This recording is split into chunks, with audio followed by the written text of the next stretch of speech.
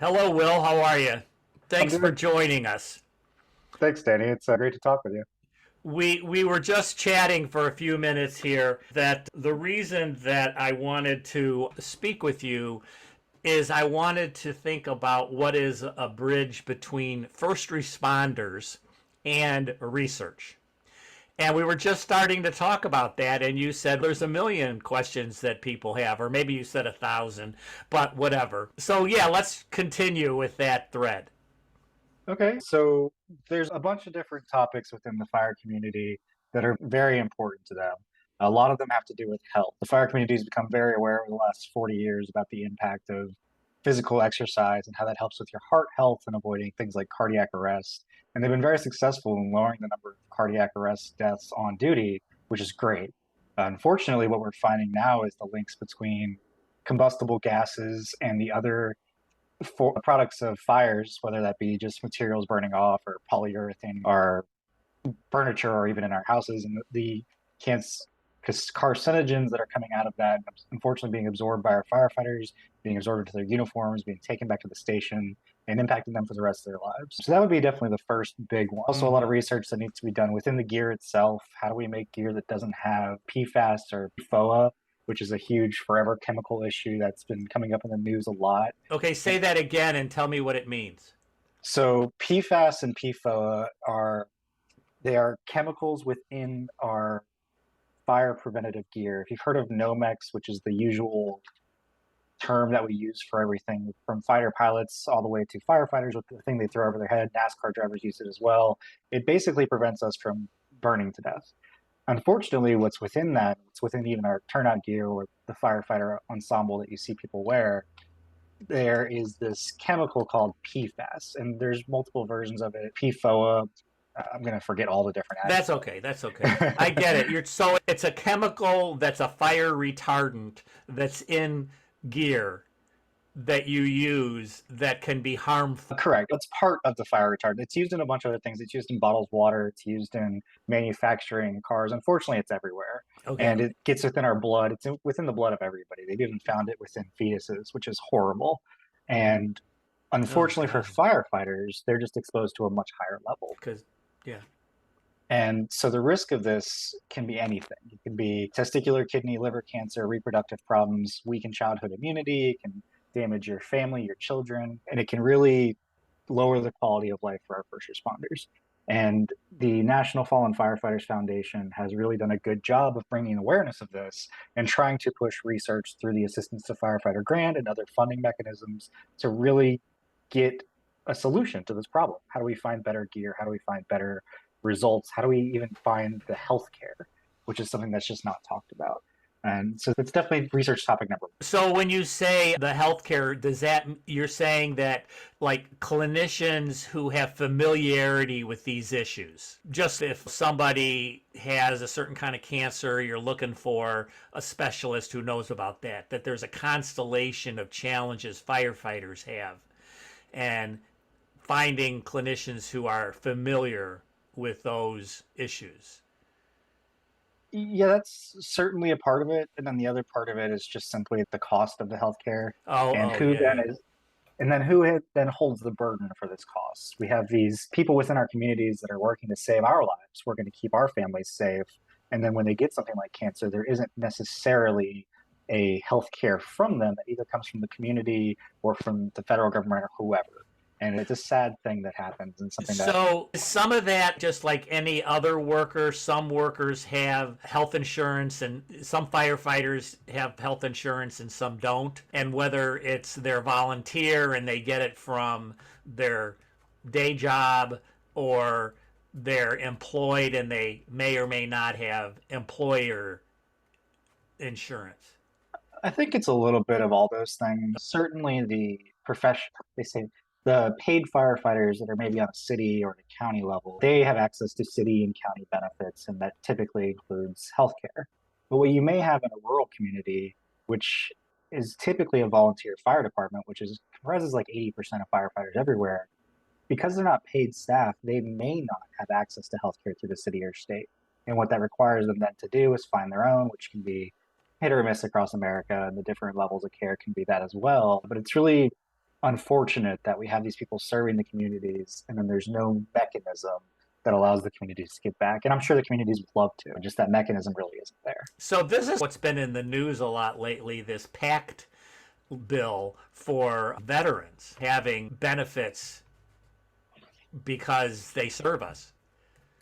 Absolutely. And ironically, Jon Stewart of The Daily Show fame is all over that. And he also worked on a bill after 9/11 for firefighters that were on ground at ground zero who got the same thing. They had cancer, they had the ALS was something that popped up. There was a lot of different diseases and health effects that unfortunately we lost more firefighters after 9/11 than we did on the day of 9/11, which is 343, and then many more after. So Jon Stewart fought for 10 years to get they call it the Zdroga Act, which gave them health care from the federal government. And now he's working the PACT Act, which is obviously working for veterans, which a community I'm involved in, and getting them health care for their burn pit exposure. So all these Mm-hmm. things are linked, and it's an unfortunate reality that as a country, we don't have in place the mechanisms, even though we have the public will, we want to help. It's just not something we've been aware of long enough to really get the legislation through. But I'm Yeah. optimistic that the future will be better. Yeah.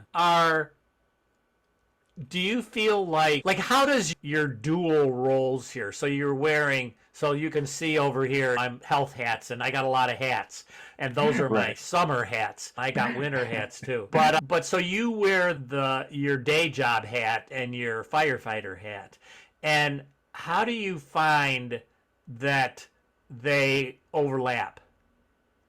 So I work in a research institute, and part of what we do, a lot of what we do is on healthcare, but ultimately our goal is to improve the human condition. And so one of the things that I really focus on is finding opportunities to bring our really amazing researchers, our really amazing, passionate people that want to help to a funding source that can allow them to find a way to help firefighters. And Uh, and there's a lot of different mechanisms out there. There's the U.S. Fire Academy. There's the NFPA Research Foundation. NFP. I'm sorry, NFPA is the National Fire Protection Association, and Okay. they're the international standard bearer. Really, they're an American-based firm, and they make all the codes and regulations for firefighters. If you've ever had a fire inspection in your house, Yeah. the code that they came from was NFPA. If Okay. you've ever seen the lights that have been put up in movie theaters, it's an NFPA code. It Okay. touches everything in life, but it's like jazz music, which you'll appreciate. It's in the Yeah. background. Right. Okay. So you bring your. Okay. So finding funding. We have such a perverse set of incentives. Yeah. I'm a little. I don't know what you would say I am, but to me, if I would have an order of things, I would think that the community would be children, first responders, because Right. these are like basic community fiber, strength, longevity, risk mitigation. Yeah, it's so perverse. So, where have you had success in funding for, or I guess it would be funding in coalitions, right? So, say more about that, about your experience with that. Yeah. So, as I said, there's the public will to help our first responders is there. It's a matter of budgetary items in Congress and the Senate and everywhere else. So, a lot of times, what we find is that there are smaller institutes. So, the NFPA Research Foundation, for example, they have a set budget, which it's not $1 billion by any means. It's not even a million, but they push out different funding sources to find information that can drive further research. You have places like NIST, the National Institute of Standards and Technology. They're funding things like better equipment. They're trying to find better ways to fight fire. They're trying to find better ways to measure these impacts. You've got FEMA puts out grant funding every single year through the Department of Homeland Security, and then the U.S. Fire Academy will put some stuff out. But what's maybe more feasible is even state level funding. I live in North Carolina, North Carolina Department of Insurance, which hosts the fire marshal, which is pretty standard for most states. They put out some requisitions every now and again to try and get help on topics they're interested in. And while that could be cancer, when it comes to health, a lot of times it's also mental health, which is a huge issue, and everything else within fire. How do we get better tactics? How do we get better gear? How do we get better X, Y, or Z? So you're a community firefighter. So how does this, I don't know what to call it, this epidemic of massive fires, how does that affect you? So I've never been a wildland firefighter, and I assume that's what you're referencing. Yeah, yeah. So there's massive issues worldwide, really, but California is always in the news. But out in the Midwest and even down in Florida, where I grew up, wildland fires have been an issue for a long time. And the biggest concern is what they call the wildland urban interface. And that's where the trees meet the houses, layman's terms. And unfortunately, due to a menagerie of reasons, the number of wildfires and the financial impact of that damage, as well as the loss of someone's home, which to me is more important. Like we can talk about the billions of dollars lost, but at the end of the day, Danny, if your house burns down, you don't care that $1 billion was lost. You care that you no longer have a place to live. And unfortunately, we're seeing this more. And again, to their credit, all the institutions that I've already talked about are really focusing on this, but it's risking lives for firefighters. This is a very dangerous, if the wind switches on you, it can take you from a safe area right into the belly of the beast, so to speak. If the climate's warmer and the trees aren't as hydrated, these fires can get larger. And we've got people that are out in the middle of the woods on top of a mountain carrying 40 or 60 pounds of gear with maybe like just enough water and food to get by that are really trying to help people. And it's scary. And I have a lot of respect for those people because it's a lot of hard work. It's a lot of Yeah. ditch digging. And I don't want that job. Yeah. I'm not strong enough mentally or physically. So these people are genuine heroes. They're really out Yeah. there doing work for us. Switch gears just a little bit. So RTI is supportive of you looking for funding, and then do they end up like participating if you're successful and can build a coalition and have funding? Then do you like my role with RTI is I work with Laura Marshall and we work on clinical decision support, pain management, care planning, like that kind of thing.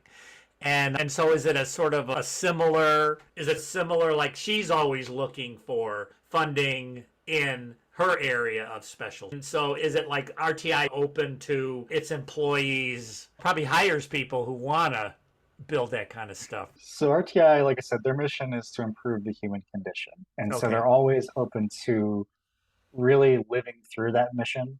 It's not all, it's a business. So it's a nonprofit, but at the end of the day, there is a financial Oh, incentive. yeah. However, so if you can make a business case that I can save one firefighter and also make $10, it doesn't matter how much, it's a nonprofit. We don't need $10,000 for everything, but if I can make $10 and help people, that's true to RTI's mission. And it's something that we're willing to at least investigate. And fortunately, they also really value individual contributions. It's a really great company to work for. I'm not just saying that because it's a public thing. I'm saying that because I truly believe it. And so they definitely allow us to look for these topics. And we've done things from looking at 9/11 victims, the blood types, and trying to figure out how we can better identify those victims. We've done things such as surveys of volunteer departments and what kind of training are they involved in. We're currently investigating how we can better help data management across the country. Firefighting is not a new topic to RTI. It's just something that maybe myself and a few other people are really exploring more.